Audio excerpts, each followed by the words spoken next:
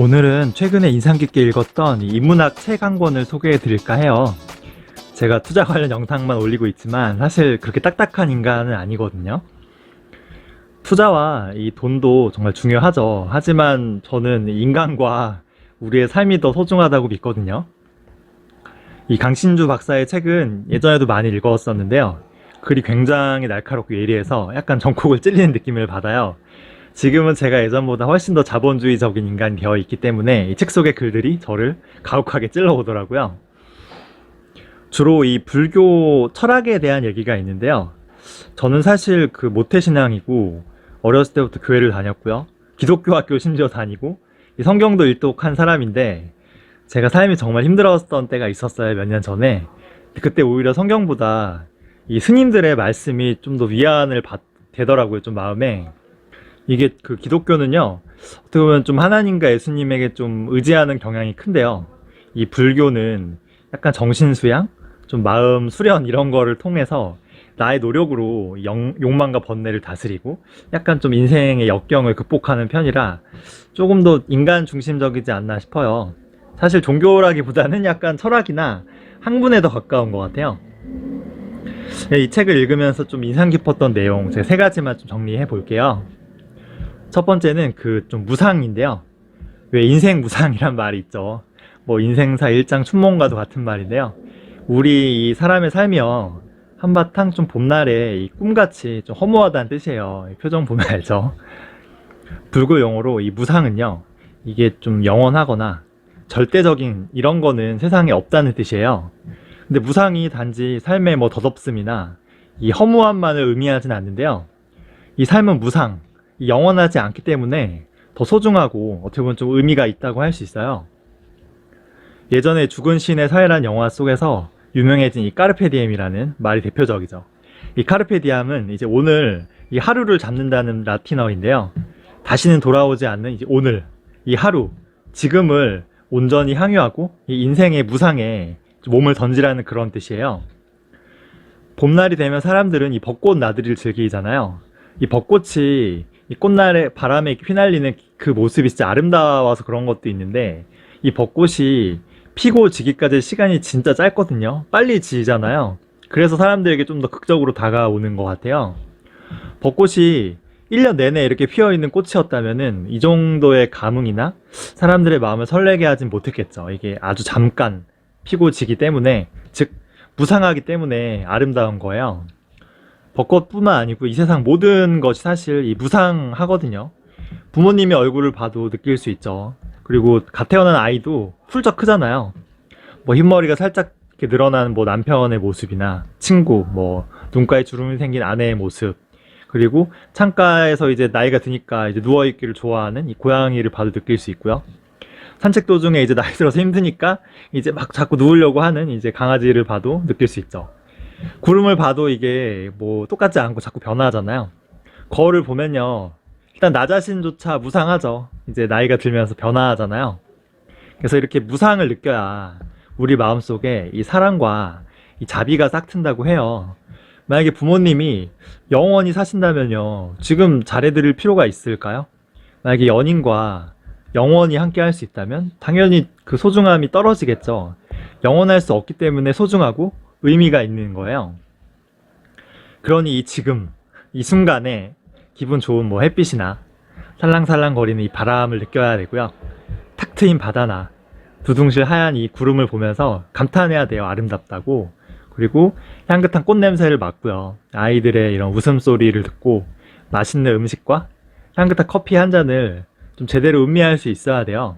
지금, 이 순간에 모든 것을 온전히 향유해야 돼요. 그게 바로 까르페디엠이죠. 책에서 어떻게 하면 이 무상을 느끼고요, 이 사랑과 이 자비를 키우는지 방법이 나오는데요. 하루에 무상한 것 이 세 가지를 좀 발견해 보자는 거예요. 뭐 화려하게 핀 꽃이나 아니면 뭐 갑자기 생겨난 이 길고양이, 그리고 이 친구의 얼굴이나 뭐 후배의 뭐 표정 등 어제와 달라진 이 무상한 거를 찾으려고 노력해야 돼요. 그래서 여기 벚꽃이 피었네, 첫눈이 벌써 내리네, 아니면 얘는 못 보던 고양인데 뭐 귀엽네, 뭐 근사하다, 아름답구나, 이렇게 삶 속에서 이 무상한 것을 발견하고요. 중요한 거는 감탄을 할 수 있어야 돼요. 이렇게 되었을 때 우리는 단순한 이 출근 기계, 뭐 돈 버는 기계, 살림 기계에서요, 본연의 우리 온전한 인간의 모습으로 돌아올 수 있는 거죠. 근데 그 인생의 단지 이 무상밖에 없다면 좀 허무하죠. 모든 것이 이렇게 한순간이고요. 이 사라질 수밖에 없다면은 이 굳이 뭐 소중히 여길 가치가 있을까 싶어요. 그래서 이 무아라는 것도 있는데요. 어차피 사람은 늙고, 그죠? 그리고 병들고 결국 죽잖아요. 그리고 어차피 꽃들도 피지만 한순간 시들어서 그냥 지는 거야. 인생이 이렇게 짧고 허무하니까 그냥 흥청망청 그냥 즐기다 가자. 이렇게 한순간에 이 쾌락에만 집중하거나 이 무상의 아름다움과 소중함을 알지 못하고 그냥 허무주의자로 전락할 수도 있거든요. 뭐 이런 거 있죠. 우리에게 미래는 없어. 그냥 다 쓰고 죽자 하고 이런 뭐 탕진잼, 그리고 이런 욜로족, 이런 것도 어떻게 보면 무상의 아름다움을 좀 이해하지 못하는 거예요. 모든 것이 진짜 무상하면요, 사실 투자할 필요도 없어요. 악착같이 아끼고 아껴서 이 돈을 모으고요, 투자해서 부자가 되었다고 해도요, 딱 부자가 되었는데 써보지도 못하고 그냥 죽을 수도 있는 거 아니에요. 그래서 완전히 이런 영원을 믿는 것도 문제인데, 이처럼 철저하게 이 순간을 믿는 것도 문제예요. 우리 인생이 물론 영원하지 않지만 무상하죠. 근데 내일 당장 죽는 건 아니거든요. 벚꽃도 이게 막 이렇게 피자마자 바로 지지 않아요. 구름도 이렇게 갑자기 사라지지 않잖아요. 풀잎에 매달린 이 아침 이슬조차도 갑자기 사라지지 않죠. 모든 존재는요, 영원하거나 이 불멸하지 않고요, 동시에 이렇게 순간적이거나 이 찰나로 사라지지 않아요. 우리는 영원과 이 순간의 어느 사이, 이 불멸과 이 찰나의 이 사이에 있거든요. 이게 바로 이 부처님이 말하는 이 중도의 의미예요. 그래서 모든 것은 영원하다. 그러니까 굳이 사랑할 필요 없어. 혹은 반대로, 야, 모든 것은 다 변화하고 어차피 다 죽고 사라진다. 그러니까 사랑할 필요 없어. 이런 좀 극단적인 생각에서 벗어나서 모든 것은 영원하지 않아. 그리고 이 찰나로 이 사라지지도 않아. 그러니까 지금 이 순간을 사랑하고 소중히 여기고 아껴야 해. 이렇게 좀 중도를 지켜야 해요. 이게 바로 중도. 그리고 이게 사랑과 이 자비의 길이거든요. 그래서 우리 인간은 이렇게 그 사랑과 자비의 길 이렇게 한가운데서 자꾸만 이 영원, 그리고 순간의 이 찰나, 이쪽으로 굴러 떨어지는 좀 가여운 존재일 수도 있어요. 중도를 잘 지켜야겠죠. 그래서 이 중도를 지키는 것, 이 밸런스를 잘 지키는 것이 가장 어렵지만 또 중요할지도 모르겠어요. 꼭 이렇게 영원과 찰나뿐 아니고요. 뭐 일과 가족, 그리고 돈과 행복, 그리고 뭐 현재와 그리고 미래, 그리고 파이어족과 혹은 욜로족 같죠. 그리고 저는 주인에 대한 내용도 인상 깊었는데요. 이 취준생들은 소위 이 스펙이라는 게 있어요. 뭐 구종 스펙이라는 것도 요새 있는데요. 학벌, 학점, 뭐 토익 점수, 어학연수 이런 것들을 말하는데, 원래 스펙은요, 제품의 용도와 성능을 알려주는 이 상품 이 설명서거든요. 그래서 우리 인간에게 이런 상품 설명서 스펙이란 말이 붙는 것 자체가 이거 너무 슬픈 거예요. 과거에는 이런 노예상인이 노예의 팻말에, 목에 팻말을 걸어서 여기에 이제 스펙이 있었거든요. 영화 보면 자주 나오잖아요. 뭐 아프리카 어디 출신 노예고 뭐 힘이 좋고 건강하다, 무슨 그리스어를 할 줄 안다고 마지막에 가격 얼마 이렇게 써 있잖아요.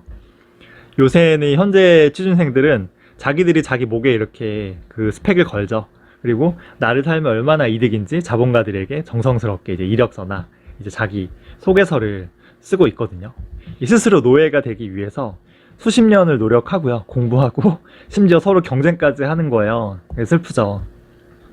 이 노예가 아닌 이 주인의 삶을 산다는 거는 이게 쉽지가 않은 게요. 왜냐하면 이게 먹고 사는 문제, 즉 생계가 달려있기 때문에 그래요. 생계가 해결되지 않으면 당연히 자유도 존재하지 않죠. 그래서 이 자유와 이 생계 사이에 이 저자는 4가지 부류가 있다고 하는데요. 1번은 내가 이 좋아하는 것을 하면서 그리고 이 생계도 같이 유지하는 거예요.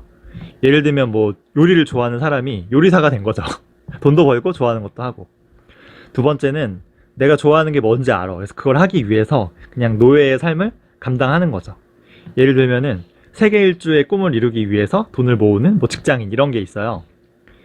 3번째는 내가 원하는 게 뭔지도 몰라. 그리고 꿈도 없고요. 하지만 노예의 삶을 사는 거죠, 그러면서. 뭐 꿈도 없이 자본주의적 소비로 삶의 공허함을 채우는 뭐 그런 부류예요. 그 네 번째는 내가 좋아하는 게 뭔지 알아. 하지만 이거는 사치라고 생각하는 거죠. 그래서 그냥 노예의 삶에 집중하는 거죠. 뭐 예를 들면 뭐 그림을 그리고 싶은데 이건 허황된 꿈이야 하고 직장생활에 올인하는 거예요. 그래서 이런 네 가지 부류가 있는데, 그나마 첫 번째, 두 번째는 내가 좋아하는 게 뭔지라도 알기 때문에 나은 건데, 이 세 번째, 네 번째는 내가 좋아하는 게 뭔지도 모르는 노예이기 때문에 좀 불행하죠. 그리고 이 네 번째 부류는 내가 좋아하는 게 뭔지 아는데도 부정하는 거잖아요. 이게 가장 어떻게 보면 불쌍한 그런 그 노예인 거예요. 저는 사실 이 첫 번째와 이 두 번째 사이 어딘가에 있는 것 같은데, 뭐 쓸데없이 이런 데서 중도를 지키고 있죠. 우리나라에서는 자기가 진짜 그 뭘 좋아하고 그리고 무엇을 그 원하는지 이거를 아는 게 참 쉽지 않은 것 같아요. 이게 어렸을 때부터 뭐 교육 과정도 그렇거니와 남들과 너무 비교하고요. 좀 획일화된 어떤 그 삶의 기준이란 게 있는 것 같아요. 저도 제가 진짜 뭘 원하는지, 뭘 좋아하는지 아직도 명확히 잘 모르겠거든요. 제가 경제적인 자유를 위해서 열심히 일하고요. 돈을 모으고 투자하고 있지만 막상 자유를 이루면은 무엇 하면 살지 계속 고민하고 지금 찾고는 있지만 아직 명확하게 정하지 못했어요. 뭐 어렴풋이 생각은 하죠. 뭐 이런 조그만 이런 북카페를 하나 차려서요. 좋은 사람들이랑 뭐 투자나 책, 그리고 영화나 이런 여행에 대해서 얘기하는 것 정도? 매우 러프하죠. 뭐 상상만 해도 행복하긴 한데요. 아직 저도 명확히 찾지 못했다는 거. 책에는 이제 진정한 자유가 무엇인지에 대한 얘기가 나오는데요. 이거 그냥 내가 하고 싶은 대로 막 사는 게 아니고요. 이 멈출 수 있는 힘이라는 근사한 정의가 있어요. 예를 들어 뭐 마약이나 게임에 이제 중독돼서요. 헤어나올 수 없는 사람을 이거를 자유인이라고 말할 수는 없잖아요. 산 정상에서 밑으로 이렇게 떼굴떼굴떼굴 굴러가는 사람이 자유가 아니죠. 중간에 나온 뿌리라도 잡고 이렇게 멈출 수 있는 사람이 자유인 거예요. 그래서 그만둘 수 있는 사람만이 자기 뜻대로 살 수 있어요. 그래서 노라고 할 수 있어야 되고요. 멈춤이라고 할 수 있어야 돼요. 그래야 우리는 당당해지고 우리 주인으로서의 삶을 향유할 수 있죠. 가슴에 사표를 품고 사는 이런 직장인에게 사장이 갑질을 못하거든요. 바로 그만두면 되니까. 그리고 짐 싸들고 떠날 준비하는 그런 아내에게 이 남편이 뭐 폭언이나 폭행을 할 수가 없죠. 떠났는데. 그죠?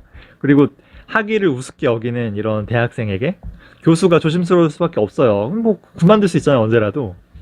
그래서 원하는 것이 아무것도 없는 자가 진정한 자유인이란 말이 있는데요. 얘랑도 같은 맥락일 수 있어요. 그래서 우리는 언제든지 그만둘 수 있는 그런 자유를 기억해야 돼요.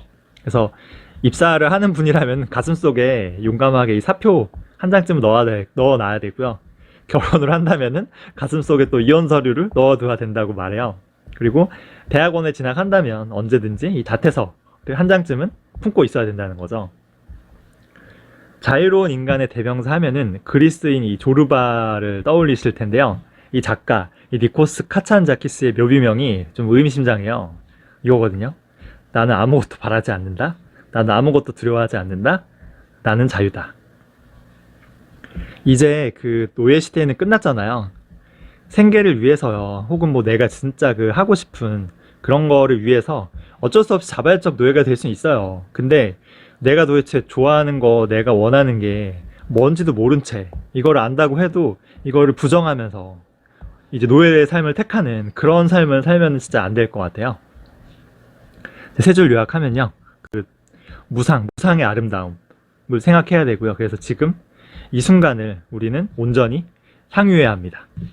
그리고 그 영원과 이 순간, 찰나 사이에 이 중도를 기억해야 돼요. 이 중도의 삶에서 이 사랑과 자비가 나오는 거죠. 그리고 제발 우리는 이 노예의 삶에서 벗어나서 이 주인의 삶을 살아야 돼요. 우리는 이 자유인임을 기억해야 합니다. 이 딱딱한 자본주의 시대이긴 한데요. 저도 뭐 투자 공부 정말 많이 하고 있지만 이런 인문학적인 이런 책들을 종종 읽어주는 것도 필요한 것 같아요. 제가 앞에도 얘기했지만 투자와 돈 물론 중요하죠. 자유는 여기에서 나오는 것도 있거든요. 하지만 돈보다 저는 인간과 우리의 삶이 훨씬 더 소중하다고 믿어요. 준비한 내용 여기까지고요. 뭐 혹시나 궁금한 거 있으시면 편하게 댓글로 남겨주세요.